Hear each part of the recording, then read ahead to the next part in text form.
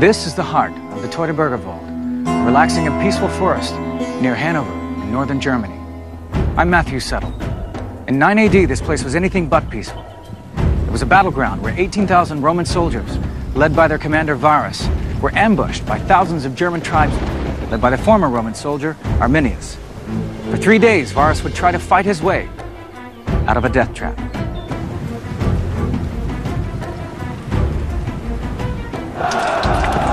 Hoje, com a tecnologia dos videogames, podemos visualizar como foi a batalha. O grande número de soldados, a formação das tropas em combate e a maneira como a batalha foi vencida. Veja o que os generais gostariam de ver agora em Batalhas Decisivas. Batalhas Decisivas. Hermann, o Germânico. No ano 9 d.C., Roma estava confiante em seu poder imperial e com razão. O imperador Augusto governava havia 36 anos. Durante esse tempo, ele reformou o exército, colocou legiões sob seu único controle e expandiu as fronteiras do império. Os romanos nunca estiveram tão bem. This is a sense of power unlimited and Rome's right to rule. So there's tremendous confidence. The gods are on Rome's side. Augusto era sobrinho neto de Júlio César. Ele acreditava descender do deus Apolo e deu seu nome a um dos meses do ano, agosto. But if he was a god, he was certainly in disguise. He was short, he walked with a limp, and at the age of 72, he could only see out of one eye. But with that one eye, he had a great vision for his empire. Augusto expandira as fronteiras romanas para protegê-las de invasões. Ele se orgulhava porque as tribos que viviam fora dos limites haviam sido colonizadas e adotaram os costumes romanos. Isso parecia funcionar até mesmo nas áreas mais selvagens do Império, como a Germânia, a atual Alemanha. Novas vilas eram construídas. Mainz, Colônia e Bonn eram cidades militares romanas e ficavam a oeste do rio Rhine. A leste do rio Rhine era outra história. As terras entre o Rhine e o Elba sempre foram um território perigoso. O jovem comandante romano Drusus lutara ali contra as tribos germânicas 20 anos antes. Ele as afastara até o rio Elba antes de cair de seu cavalo e morrer aos 29 anos. Mas antes de morrer, ele conseguira pacificar a região. Agora chegava a hora de romanizar essas terras tribais. In 7 AD, Augustus Caesar appointed Quintilius Varus as governor of Germania. His job was to set up administrative systems in the Rhineland and turn it into a proper Roman province. Varus had an eventful family history. Both his father and his grandfather had committed suicide after political failure. But Varus had no intention of continuing his family tradition. Varus was brought in from the east. He had been a governor of Syria. It was said by one of the ancient sources that Varus was a crook. Varus, when he went to Syria, was poor and Syria was rich. And when he left, Varus was rich and Syria was poor. Mas Varus era administrador e não comandante de batalha.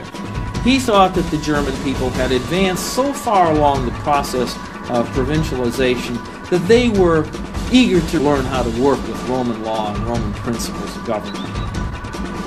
Depois de chegar à Germânia, Varus tentou preparar um sistema de impostos nas regiões tribais e criar boas relações com os líderes locais. O mais proeminente deles era Arminius. Suas terras ficavam entre os rios Rhine e Elba. Arminius já parecia romano em tudo, menos no nome. Ele tinha cerca de 25 anos e passara a vida adulta no exército romano. Ele era oficial dos auxiliares. Os soldados auxiliares eram recrutados em províncias e nas fronteiras. Eles serviam em unidades de 500 homens e eram comandados pelos próprios líderes locais. Sua função era auxiliar as legiões. Arminius era um comandante muito hábil. Ele aprendera latim e se tornara cidadão romano como recompensa pelo desempenho no campo de batalha. To Varus, the Romanized tribesman, was an example of what could be achieved in the region. The two became firm friends and aided the officers' mess. Arminius is a man with a foot in both camps. figures such as Arminius, who can both relate to the local native population and the Roman authorities, are crucial to the whole project of the Roman Empire. But behind the smiles, the reality was completely different. Most of the tribes feared that Varus would force them to pay heavy taxes to Rome, instead of the goodwill gifts or tribute they normally sent to the emperor. It looks as though, from Varus right up to the imperial throne, there was an expectation that Germany was now ready to be made into an ordinary province. They were ready to pay their taxes like everybody else, and they miscalculated.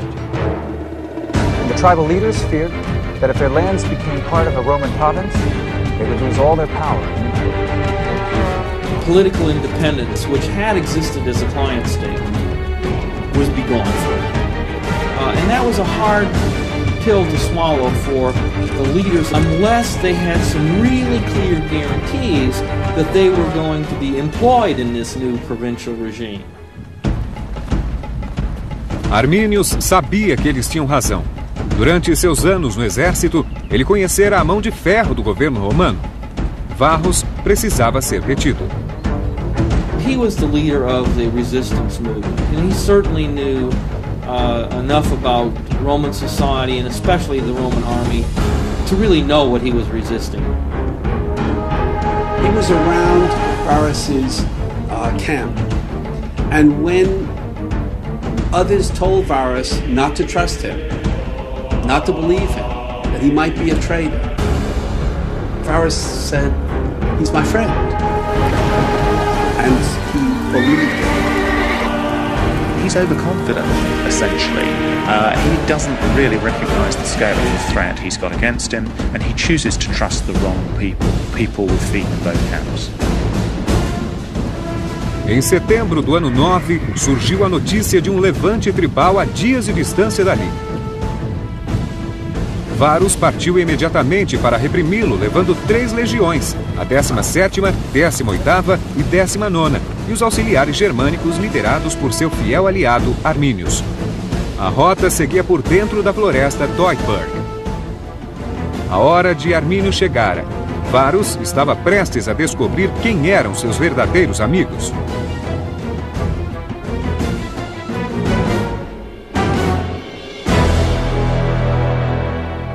Varus liderava um exército de 18.000 homens com vagões carregados de provisões. O material dos oficiais incluía grandes camas de madeira. As 3 legiões estavam entre as melhores de Roma e eram o orgulho de Augusto. Augustus was to refer to military campaigns as fishing with a golden hook. That is to say, you really are taking sometimes a risk with one of your greatest assets, your military manpower. Os romanos temiam encontrar na floresta um lugar selvagem e primitivo. Para eles, o mundo acabava na grande floresta de carvalhos ao norte. 100 years later than the events we're discussing, Tacitus, writing his Germania, talks about semi-mythical, part human, part animal figures. So there are areas deep in the interior of Germany which are almost perceived as mythical to the Roman elite. Para as tribos germânicas, as árvores da floresta marcavam locais sagrados. As árvores de Natal que levamos para casa são vestígios de tais crenças. Na floresta, os romanos foram obrigados a abandonar a formação de marcha habitual e fazer uma coluna sinuosa com mais de 3 quilômetros. Um destacamento da cavalaria seguia na dianteira. Varus e seu séquito viajavam no meio da coluna. At this point, Arminius came to Varus and offered to take his men off and gather up more allies for the battle ahead. Varus thought about it and agreed. And Arminius and his men melted away in the forest. That's a normal thing for someone who's on the Roman side to do. Absolutely normal. And given that Varus trusts Arminius, it's no surprise that he allows him to do that. Arminius, of course, is doing something quite different. He's taking himself away to rally forces that are going to turn against their Roman allies. A coluna romana avançava com apreensão. Centuriões experientes espreitavam a floresta escura e sombria. Mas Varus estava confiante. He's also basically seeing this as an exercise in moving through a largely pacified landscape. And that's a dreadful mistake to make. Arminius was a really capable commander. Varus was kind of a bumbler, but probably his greatest weakness was he didn't know he was a bumbler. He didn't accept advice. Os romanos estavam confinados a uma trilha estreita na floresta, com uma colina escarpada de um lado e um pântano de outro. E para piorar, o tempo se fechou com chuvas e ventos fortes. They couldn't deploy in battle line. They couldn't station cavalry on the flanks to protect the infantry from counterattack on the sides, flanking motion. It was a tremendously bad place for Romans to fight.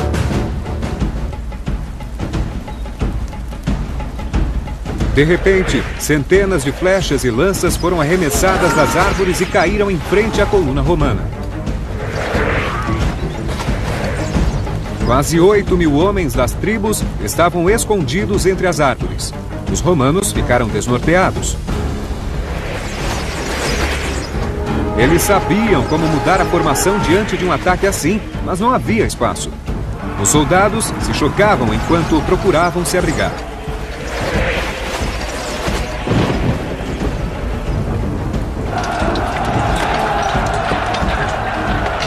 Quando os romanos tentaram escapar por entre as árvores, descobriram que os germânicos haviam preenchido com terra o espaço entre os troncos. Um trabalho que devia ter levado semanas. What we see is just how much other planning went into this. This has taken a lot of thought. How do you break the army up? And then, once you've got them in some of the least favourable land, how do you capitalise on that?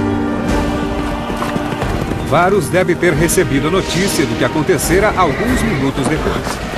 Communication must have been quite difficult along the line of the column, so terrible things could be happening in one place and the others wouldn't really know much about it. They may hear muffled screams from afar, but they wouldn't necessarily know what was going on. O restante do exército germânico saiu da floresta pelos dois lados da trilha. Uma chuva de lanças foi seguida pelo combate com espadas. It was probably never possible to come together in legionary strength because of the nature of the battlefield, which was chosen entirely by Arminius. Varus had been caught in the perfect ambush. He saw the shocking reality behind the slaughter. He'd been betrayed by a man he was proud to call a friend.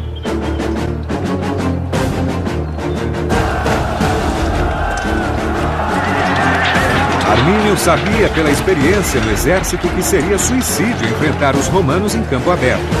Seus homens eram quase todos lanceiros e não teriam chance contra formações disciplinadas. Agora, as legiões estavam em suas mãos, em seu próprio território. Depois do primeiro ataque, os germânicos voltaram para a floresta. Varus retrocedeu por onde chegara e o exército montou vários acampamentos ao anoitecer.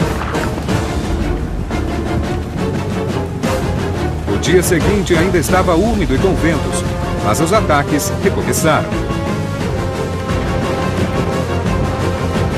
The weather was pretty desperate.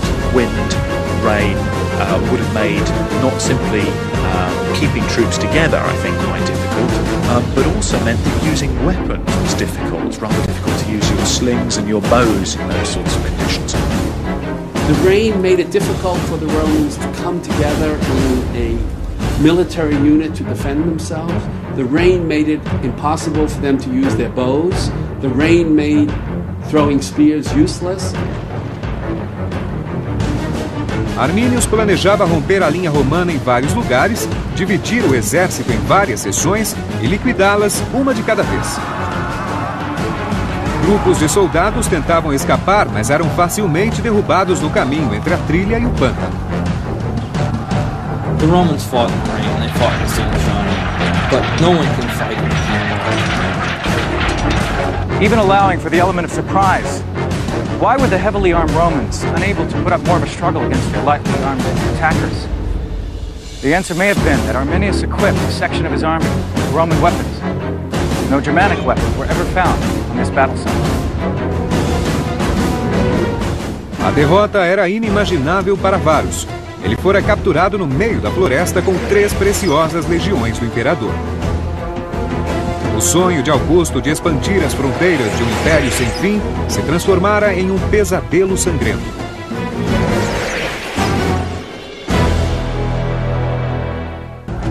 Varus tentou reagrupar no segundo dia, mas não conseguiu se comunicar com a outra divisão do seu exército. Arminius conseguira dividir a coluna romana em duas. Portanto, metade do exército não sabia se a outra metade havia sobrevivido. As divisões da cavalaria romana, impossibilitadas de manobrar na floresta, abandonaram a infantaria, recuando para o rio Rhine.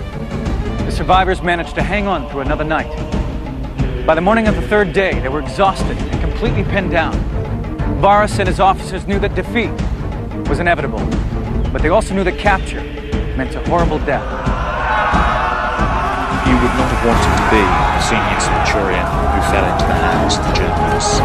A number of the most senior Romans are wise enough to realize that they are going to have a terrible fate in those hands. They choose suicide. Para Varus, a humilhação da derrota foi ainda maior pelo fato de ter sido enganado e traído por Arminius. Varus was a man who I believe would have never even given thought to surrender. The honorable thing for a man in his position to do is to commit suicide. And what more precedent does he need than his own father had committed suicide, his grandfather committed suicide? Does one realistically expect that this is a guy who's going to raise the white flag, so to speak, and say, "Hi, here I am, take me hostage"? Após a morte de Varus, a resistência do que restara de suas 3 legiões desmoronou. The slaughter that followed horrified Rome. Corpses were cut into pieces, and hundreds of heads and hands nailed to the trees. Those taken prisoner were dragged to ponds deep in the forest, where their throats were cut, and their bodies were thrown in the water as a sacrifice to the forest gods. Afterwards, for years, the forest floor was white with bones. The Germans cut off Varus's head and sent it back to Rome. That's how they learned that their army had been defeated, is when, not rumor, but Varus's head arrived. 3 legiões inteiras estavam mortas, quase 18.000 homens. Augusto nunca se recuperou do choque causado pela notícia.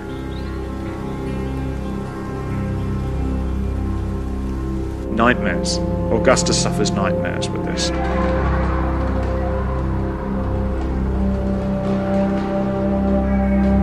He dismissed his German personal bodyguard. He refused to have a haircut or shave his beard. Augustus just could not ever quite sleep at night afterwards, and would awaken in the middle of the night yelling, "Varus, Varus, give me back my legions." The Romans never raised those 3 legions again. They went from 28 legions down to 25 legions, and they didn't expand that army for almost 2 centuries. E com a perda das veneradas legiões de Augusto, Roma temia pela segurança das fronteiras e por uma possível invasão bárbara. The initial response is panic. This is a very good army that's been pulled apart, and it also represents about 10% of Rome's military manpower. So one of the questions is, where are the enemy going to stop? Iniciou-se o alistamento militar obrigatório, mas quando ficou claro que os germânicos não cruzariam o Rhine, o temor dos romanos deu lugar à humilhação. 6 anos mais tarde, outro exército enviado para atravessar o Rhine descobriu os ossos dos companheiros massacrados e recuperou os estandartes de águias de legiões derrotadas. Mas as tribos continuavam invencíveis. Os sonhos de expansão haviam acabado e o império não passara do rio Rhine. When we look at a number of the other defeats in Roman history, what's interesting with this one is it so very explicitly actually stops a pattern of expansion in one area, and that has very long-lasting consequences. It is also something that actually has a direct impact on the very shape of the Roman Empire. Because of Teutoburg Forest, The Rhineland became a border between cultures, between those speaking Romance languages like French and Italian, which derive from Latin, and those speaking Germanic languages. Arminius had won a great victory, but he was unable to weld the various German tribes into one single force. 10 years later, he was murdered by some of his own followers. But he became a symbol of German national resistance. Later generations would drop his Latin name and call him Hermann the German.